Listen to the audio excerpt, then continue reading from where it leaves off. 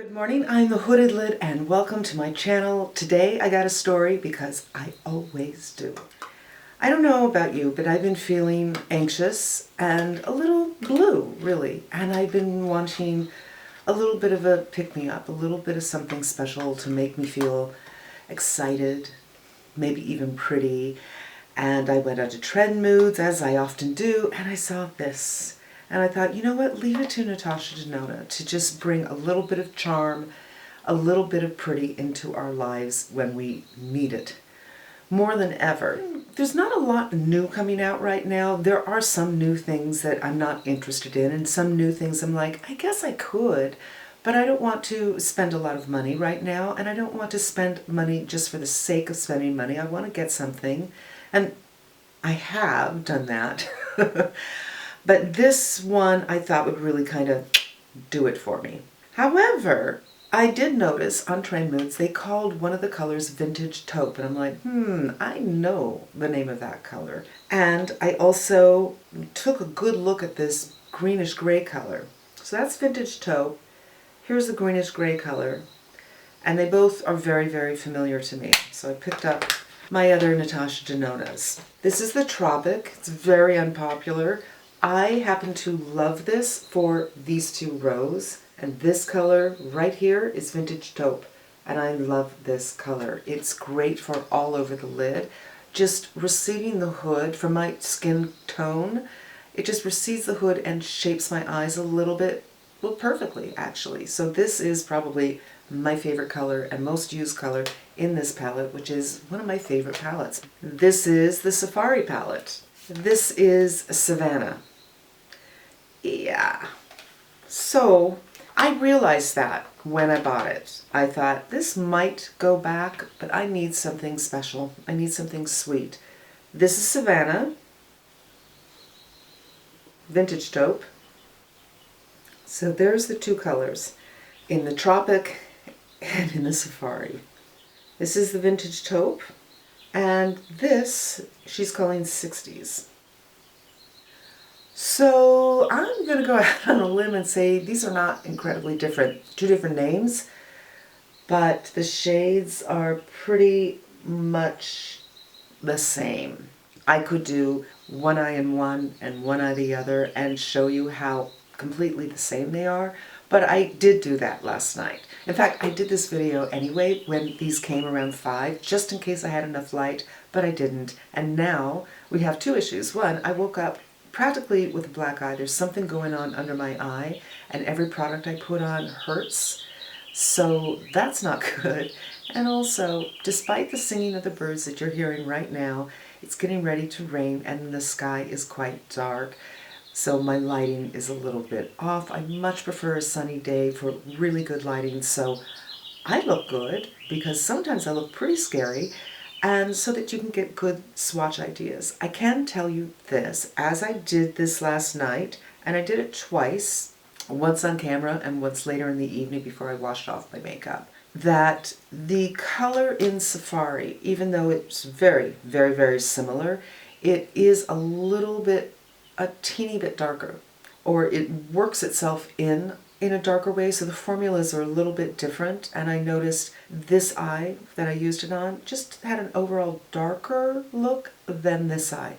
Exactly the same look, but darker. So I'm just going to get a couple of brushes together. I'm going to pull you in, and we're going to play around and see what we can do here. I'm not going to pull you in too much because I noticed hardly anybody does. Like, people do makeup from across the room, and I can still see what they're doing, so I'm thinking maybe I'm pulling in too close. I don't know, just a thought. I have a little bit of foundation and a little bit of powder on my eyes, and this is the Vintage Taupe. And as you can probably tell, if you are around my skin tone, this is just such a perfect color for receding the hood and giving a little bit of shape. See the difference there? This is a one and done. So I guess the question for me is, when I ordered this, I thought there's a good chance I'm going to return it, because this it's limited in what you can do. There's only 2 matte shades, and the 2 matte shades that I already have, and there's 3 shimmer shades. And I don't know, you guys, for me that means what can I do? The 2 looks I got one was kind of dayish, a little dark for me, and one was a beautiful, like, date night. And one that I didn't do that I think you can do with this is a full-on big glam look. It wouldn't work on me because it would require using the shade 60s, the darker shade, pretty much all over, or maybe out and in, and then do a spotlight in the center. If you have the right kind of eyes to do that, it would be stunning with this, and just full out glam all the way. I can't do that, but I can see how somebody could use the same colors in the same kind of positions and get 3 depths of the same look. Daily, light date night, full out glam. Let's do daily. MAC 221 was 60s. And I'm just going to do kind of the outer third thing. And I do have to go a little bit high so that when the eye is open, you can see the color. So I just feel the orbital bone. And then blend. And this is probably the softest you can get this color to go. It's not bad.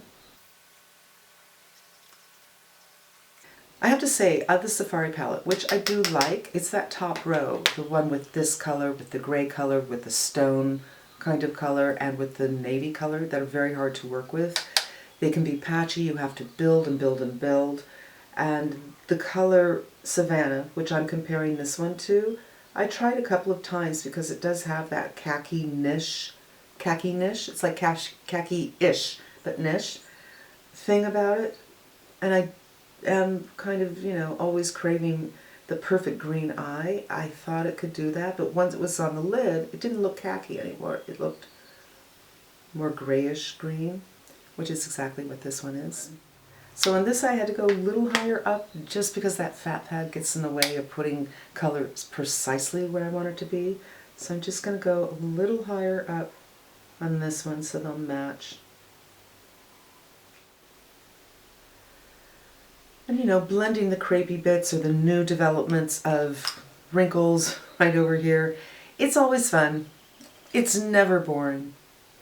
I'm going to try a little trick Samantha Ravindell has, which is you pick up what falls down with a brush by pushing up, and then a big blender, and just kind of blend out the edges a little bit because the color is so dark. Alright, to me this is kind of an everyday look. Do a little bit of mascara, a little bit of liner, and call it a day. So I'm not going to do mascara yet, but some liner. So just a little bit of tight lining. I think this works very nicely for an everyday look. Let's do some swatching of these shimmers. The first one is more like, it's not a shimmer. Well, it's a, what would you call it? It's not a satin. It's quite pretty. Right there. It's interesting, I saw Mel Thompson do this, and this color looked green on her, but it looks actually pewter. I've looked at it at 3 different light sources, helicopter, and there it is right there. I've looked at it direct sunlight outside. Oh, looks like the sun's coming out. I've looked at it in night. I've looked at it at daylight in here, and it's like a silvery kind of a pewter color. And this is the last color. Really hard to see because it's close to my skin tone, but 1, 2, 3. They're very, very pretty. I feel that these last 2 shades are like the sparkle shades, you know, kind of in between a satin and a topper coat. So this one, I feel, you can call it whatever you want. To me, this is more than a satin, less than a metallic. And these 2 are not really glitters, they're kind of shimmers. It's like, on my hand right now, they look more satin, but outside, they sparkle. And they sparkle in your eyes too. So this would be phase 1. This would be a daytime look. And to get it to a date night look, I would just go a little heavier with the 60s color. I mean, it's not going to be an outrageously different look, especially for someone with my eye type. But we're going to go in with this and now do a full, like, half lid.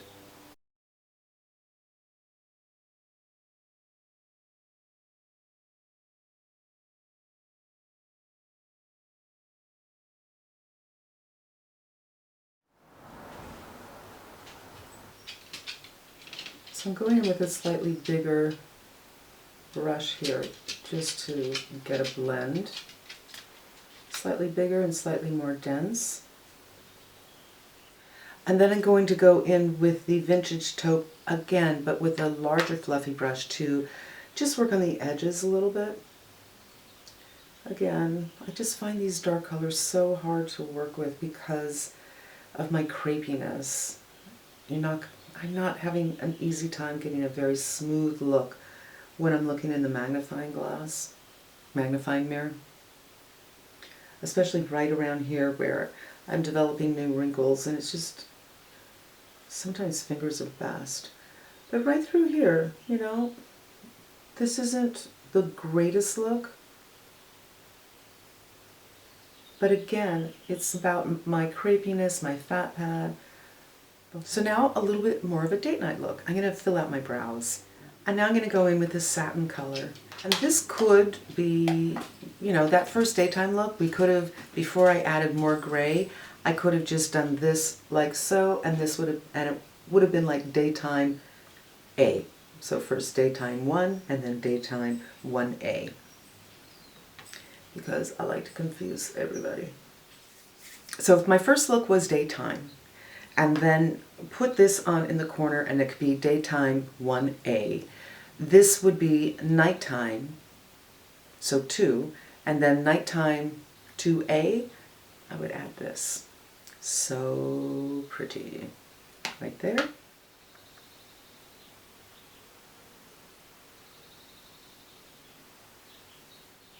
Go back with that gray shadow because I fat fingered it, which is what I do.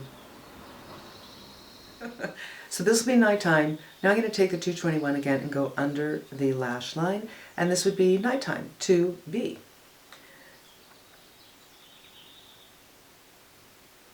Just a little bit, using a really light hand.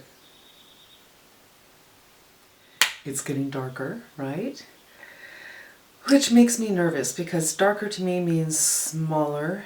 I think from this mirror, it looks perfectly lovely. I think when I look close up, it looks perfectly patchy. And I'm not really sure if that's the shadows, if it's my eyes, or if it's the fact that the shadow is dark. I do own shadows that do not look patchy on my crepey lids, but I have to say they're all medium tones. So this, if you don't have the crepiness that I do, this actually might not be patchy at all. It could be all about my crepiness. I think I could go through here carefully with my finger and just blend a little bit more. In other words, it can get there, but it would be a lot of work, but it can get there.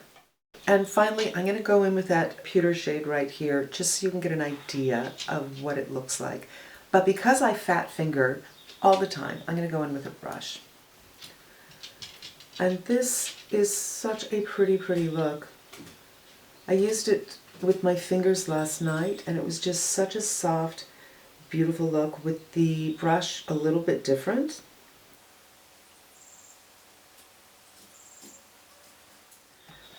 So there we go. I'm going to move you in so you can get a better idea of what is going on. All right, eyes closed, eyes open. I think the look is pretty. I think it's evening. I think it is nothing wrong with it at all. The application, I'm a little bit troubled with. And again, I don't know if it's the shadows or if it's my eyes. I think it's probably the eyes. Dark colors are very, very hard when you're crepey. Things kind of skip and are hard to blend out.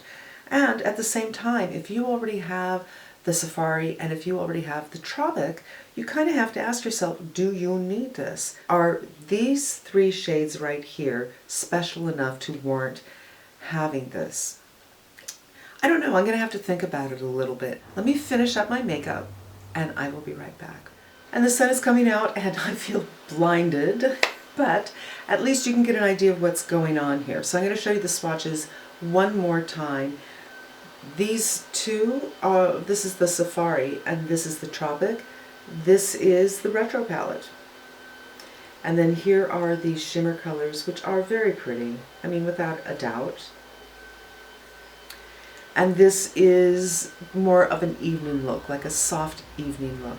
I do think you can have variations on this palette. So you could start with day, let's say 1, and then go a little bit different for day, a little more sparkly, so that's 1A. And then 2, for the evening look, I think you can do a soft date night, a softer glamorous night like this, and you can go full on darkness all over the place, a halo eye, a lot of different things that you can do. But your color story is super, super limited because you only have these 2 mattes. It's not like you can say, you know what, I'm going to use this for my transition, this shade 60s. It has to be what it has to be.